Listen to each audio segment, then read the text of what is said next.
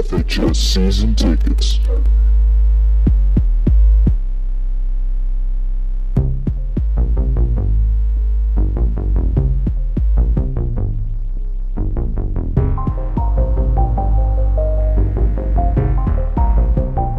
Welcome into another episode of FHS Season Tickets. I'm Michael. And I'm Nick.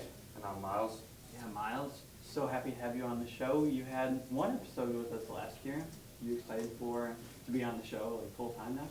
Yeah, I can't wait. I watch you guys a lot, and I'd like to put in my opinions and thoughts on everything that we talk about. Yeah, it was a little tryout. I mean, he would always be behind the scenes, in the room. We have a couple other people in here, but now he's joining the show. We like the 3-people format we had with Christian, and now Miles is going to be joining that. So differing opinions, for all of us have differing opinions, and it should be good. But a mega deal went down last night. Mike, can you talk a little bit about it?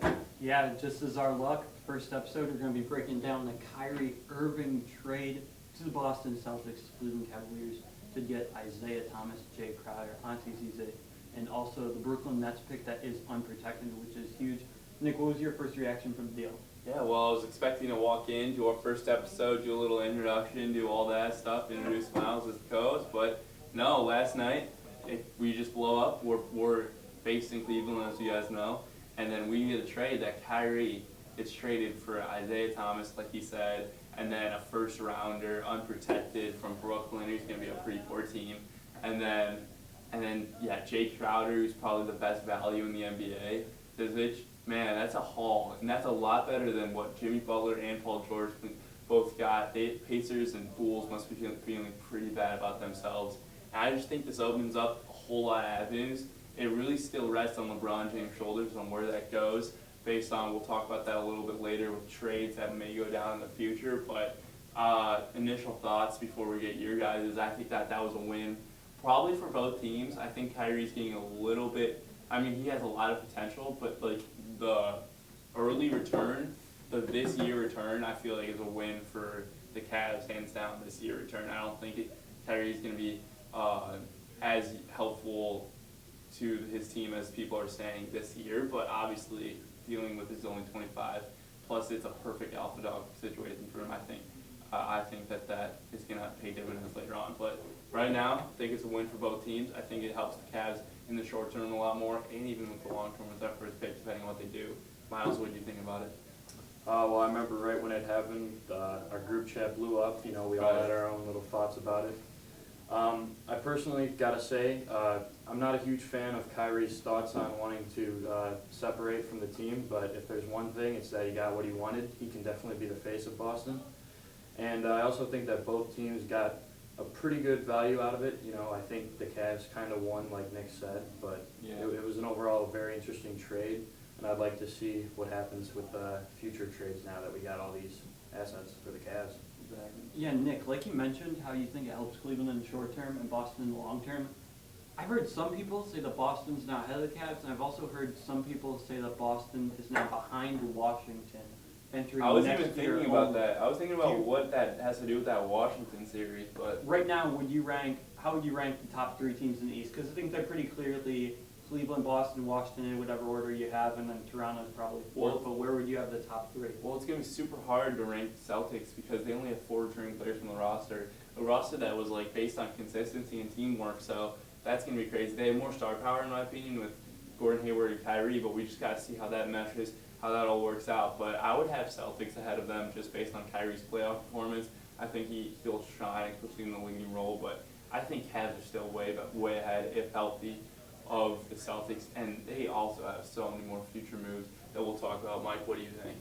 Yeah, I would probably have the Celtics sitting at 2nd, just ahead of the Wizards as far as the regular season and the playoff standings would go, because I just feel like Boston has, with the big 3 guys like Al Horford and obviously Kyrie and Gordon Hayward that they just brought in, I feel like that'll be a good enough big 3, and also they have other good pieces like Jaylen Brown, Jason Tatum, and other solid guys on the bench. I feel like this impacts us regular season wise, not to put you off like so much more though. Like you were saying that how it impacts regular season and playoffs, but regular season wise, like it'll help us in the playoffs too, but not help. It'll help us more because it's just the defense that Crowder provides. It'll kind of be an even trade between Isaiah and Kyrie in my opinion, but in terms of regular season success, I feel like this helps us a lot more if Lou is actually a good coach. This will be interesting to see because now you'll be able to have a comparison between a really good coach in the NBA with Brad Stevens, what he was able to do with that team, and now we have a similar team to what Boston had. So there's really no reason for us to not do well when LeBron goes off the floor. Like, it's going to be interesting to see how that happens in the regular season. But Mike, you can continue what you said. So I think this should help us in the regular season, actually. Yeah, that's what we were talking about. That we'll mention further the thing later on in the episode. Yeah. But the Cavs without LeBron, I think, will be slightly better this year than they were last year. But Miles, you think that it's ridiculous that some people have the Celtics over the Cavs right now, right? I do think it's ridiculous.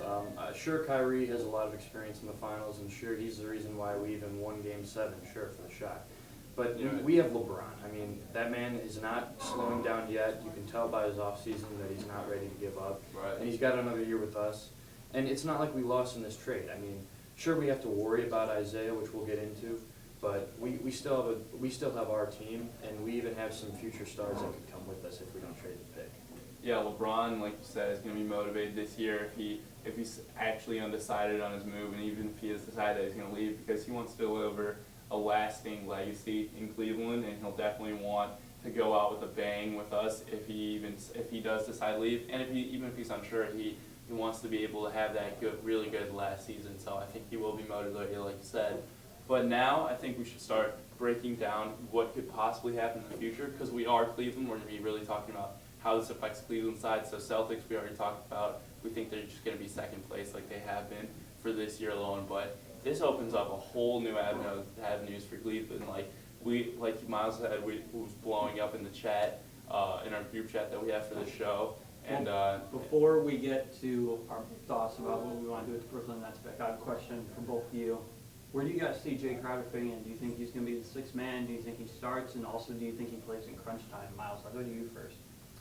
He's definitely going to be playing in some crunch time. I think if he learns to play with us. He's a great defender, and he's got a lot of size, and he knows how to score too.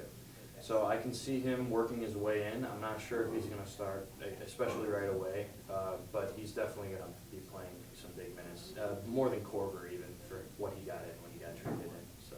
Yeah, Nick, what about Yeah, I you? think You he's still gonna starting be JR? yeah, I think he's going to be a huge tool. I don't know if he starts right away, like Miles said. Also depends on how the roster shakes out, but he's going to be a huge tool that plays a heavy amount of minutes off the bench. And he's definitely going to spell LeBron a lot more. This is going to give us someone. We had like RJ and it's like some like shooting guards that were going in small forward last year. This year we actually have a legitimate backup, a starting caliber player in the NBA that plays defense. Hopefully that changes the whole attitude of the team too. So I think he plays a lot of minutes, and it's interesting to see because what you really are focusing on is Golden State for the finals.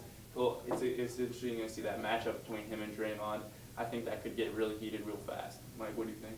Yeah, I would say that Crowder probably won't start, but I could see him playing more minutes than J.R. Smith, even though J.R. would start and Crowder would start on the bench. I think he might play more minutes. Crowder is also a guy that I think is a lot better on a good team, because on a bad team, you're probably not going to have as much scoring, and you're going to need Crowder to carry more of the load on offense. Whereas the Cavs, he's one of the best 3-and-D guys in the NBA, and he's just so versatile defensively. So I think that he's really valuable throughout the game and also in crunch time, like you guys mentioned. But Nick, I know your thoughts about the Brooklyn Nets. Well, first of all, like you said, like the shooting guard depth, like JR will have like better depth behind him in my opinion, because I think that we could be getting weighted after a potential buyout, if he likes how our team's going and stuff. So I think he'll have more depth behind him. But Mike, what were you gonna ask? I know what you want to do with the Brooklyn Nets pick, but before we go to your idea that I absolutely love, Miles, would you think about trading the Brooklyn Nets pick? And if so, what type of package or player would it take for you to be comfortable trading the Brooklyn Nets pick? Well, to me, it really depends on where LeBron stands. If he plans on, taking his talents to, LA or wherever they're saying that he may go, that's when we really got to start focusing on some younger assets. And that's when we would maybe use the pick. However, if he likes the way the season's going and he plans on probably finishing his legacy in Cleveland, that's when we got to trade it. And I think we can just go right to Nick on this one. Yeah, I mean, I was thinking last night, I was racking through what we need, what our roster would look good against, how you're really focusing against Golden State, pretty much the the whole NBA too, and this would help in all aspects. I think that we needed a big man. I was thinking Cousins, no, it didn't seem right. Takes too many shots, not as athletic, not the rim protector I want. I was looking at guys like DeAndre Jordan, and then I thought about Andre Drummond. And I thought, in Detroit, a situation where it looks like they're going to be in the middle of the pack, maybe not even make the playoffs, but not going to be like one of the worst top 5 teams in the NBA, so they won't get that pick. And I think that they'll be wanting to maybe tank this year if they have the right offer. So Drummond, someone that played really well 2 years ago and then lost faith with the organization, I think it would be a perfect piece to fit with the Cavs, have a big man lineup of Kevin Love and Drummond, and that those guys really play off each other really well, and someone that can rim protect.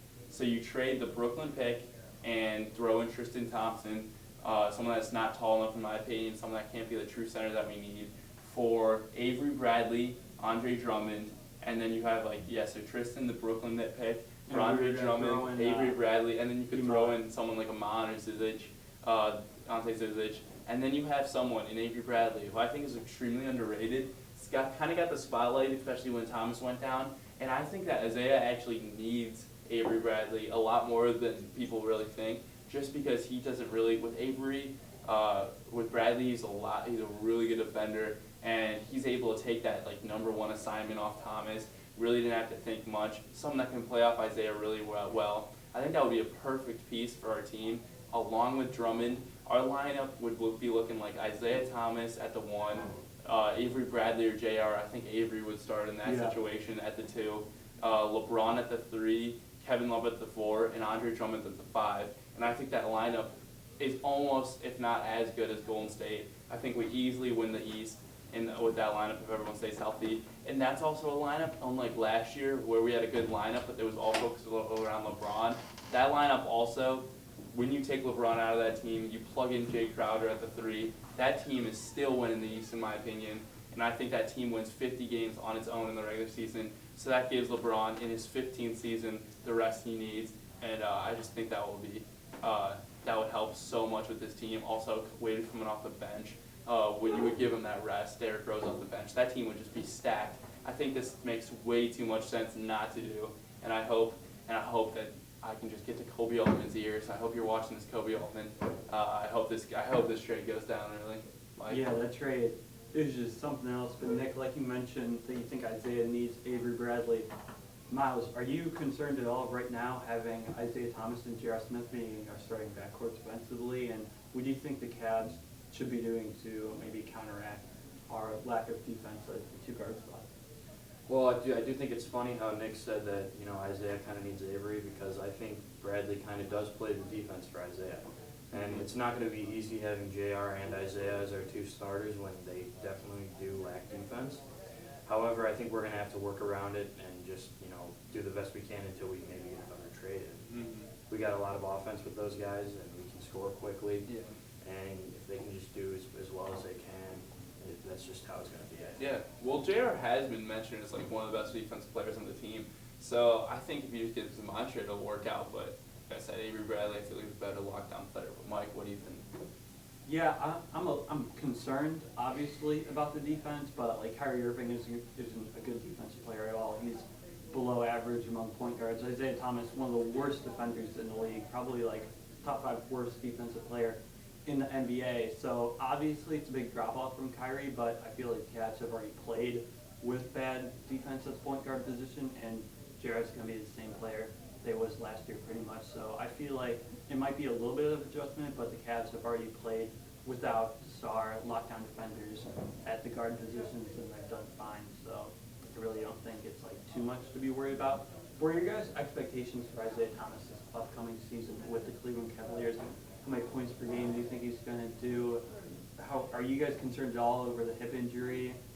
What are your thoughts about Isaiah on the Cavs for this year? Well, I think it depends on how Lou is able to coach. Because if you can coach really well, I think you can really, because this team is a lot different than last year's team, as in it's not going to be as LeBron focused just because of how many pieces we got back.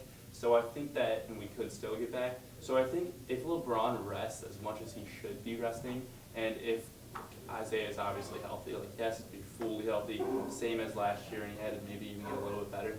I think that we can really change systems on you. I mean, I know that will be complicated, but when LeBron rests, Isaiah can be the top dog in that offense. He'll have someone like Kevin Love on the perimeter spacing out. So I think he could be close to averaging that 28 mark, maybe like 27, if the coaching is all right there, if LeBron rests more. But obviously, if LeBron's dominating the ball more, and if he doesn't rest that much, like, which I think would be a huge mistake, and if Tyronn Lue isn't as good of a coach as I hope he is, then Tyus Thomas, I feel like, is going to be down to that 24, 23 mark and like four-ish assists.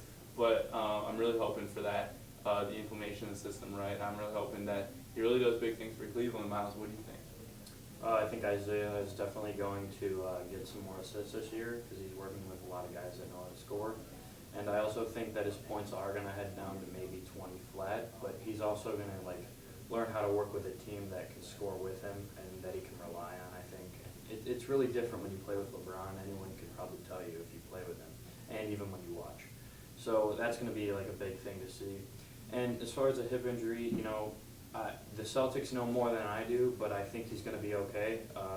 It's definitely, all about how he's been in the off season, which we don't know too much about, but we gotta, observe and have him rest as much as he needs to be 100% for all of us all the time.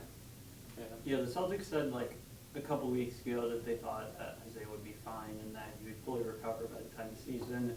And now they come out with this statement like, oh yeah, we're really concerned about his hip. But I think Isaiah will take a dip, a little bit more than Nick, but less than Miles. Miles, you have him taking like a Kevin Love type dip. I think Isaiah's going to be at like 23 to 25 points a game, probably around 5 to 6 assists, somewhere in that range. So I think he'll be good, not as good as the Boston Isaiah that we saw last year. I think last year is the peak Isaiah Thomas. He had one, like, statistically, using advanced stats, the top 10 offensive season for like any player in NBA history. Like the only people that were above him were Jordan, Kevin Durant, LeBron, and like Curry's MVP season. Besides that, like he was up there with like everyone else in NBA history, which like just shows how efficient he can be in the offensive end of the floor. Fifth overall to an MVP voting. Last year's stats were inflated for some reason. I still question that to this day. Like Harden averaged like 29 and 11 last year. Ridiculous stats. Like I was just looking at the MVP race from I think it was 2014 when like Blake Griffin and Joakim Noah were in the top 5. Those players' stats were so garbage compared to like this year. Like you had guys top 10 in MVP voting, but you gave me the stats this year. I don't even think they would be an all-star. And it's just ridiculous, like how much better star players have become. Yeah. And also scoring in the NBA is taking a huge uptick. I think we're using a lot more analytics, getting a lot more shots at the rim, a lot more three-pointers. The hand check rule's not there as much. Yeah, that too, and quicker pace of play. A lot yeah, more if the hand check rule is there, Isaiah would probably not even be a top 30 player in the NBA. Like that changes his whole. Like I was watching Isaiah a lot last night. Like that just changes the whole game. But in Curry wouldn't even be that good either. But yeah, just I think that Isaiah won't be that much of a drop off as Miles thinks too. But I think it could be where you're at. But I'm just hoping for another great season. Yeah, I know you love the 53-point outburst that he had against Washington. He legit scored like 7 out of 8 possessions. He did that multiple times too. Like he scored 29 points in a fourth quarter one time. That was his different game. Like he can go off. He has the potential for going off. Well, I think it was fourth quarter and overtime because it wasn't all in one quarter, but still Isaiah second most points in the league in the fourth quarter. So a lot of people said that Kyrie was a really clutch player. I think Isaiah can be just as clutch as Kyrie for the Cleveland Cavaliers in crunch time. I don't think there's any way that you take him off the floor because he can't defend. Would you say that? Would you even consider taking him off the floor, like right now, thinking because it's such a defensive liability? No, Boston didn't have to do it. I don't think you should take him off the floor, but you have to pair him with a shooting guard that can defend the best player. And like I said, I just think that trade would be perfect. The one that I was suggesting, Drummond and Bradley, just based on where the teams are at too, I just think that makes way too much sense. Haven't heard that though, so if that comes out, this is August 23rd, 2017, so we beat it to it if that comes out. Credit us. Any last words before we wrap up? Just imagine LeBron trying to drive and kick in and out to Isaiah for the wing 3. That's his best shot. I can see it working. I don't know. I'm excited. Yeah, I like that too. Got to look at the upside of the trade, you know. Mm-hmm. Yeah, totally, and that will wrap it up for the first episode of FHS Season Tickets. I hope you guys enjoyed the video. If you did, make sure to leave a like and also subscribe for more season ticket videos.